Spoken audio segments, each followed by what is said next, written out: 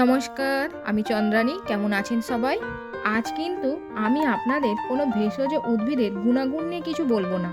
আপনাদেরকে যে জিনিসটা দেখাবো সেটা খুবই গুরুত্বপূর্ণ ও শেখার একটা জিনিস, তাই ভিডিওটা শেষ পর্যন্ত দেখুন। প্রায়শই প্রত্যেকে আপনারা পেঁপে গাছের চারা বাড়িতে বসান, কিন্তু কয়েকটি ভুলের কারণে পেঁপে গাছ অল্প ফলন দেয় ও গোড়া উপড়ে ভেঙে পড়ে। আমি আপনাদের আজকে যে প্রসেসটা দেখাবো সেটা যদি আপনারা করে থাকেন তাহলে এই সমস্যাগুলো আর হবে না। সাধারণত নার্সারি থেকে আমরা উচ্চ ফলনশীল পেঁপে চারাগুলো সংগ্রহ করি, কিন্তু আমরা সঠিক পদ্ধতিতে চারাগুলো লাগাই না। যে জায়গায় পেঁপে চারাগুলো লাগাবেন জায়গাটা কিছুটা মাটি দিয়ে উঁচু করবেন, যেন চারার সাইডে জল না জমা হয়। এই অবস্থায় চারাটি যে কালো পলিথিনে বাঁধা আছে, পলিথিনটা খুলে দেবেন। এরপর গর্ত করে মাটির সাথে 15 থেকে 30 ডিগ্রি কোণ করে চারাটি লাগাবেন, যেন শেকড়গুলি কেবলমাত্র মাটির নিচে থাকে।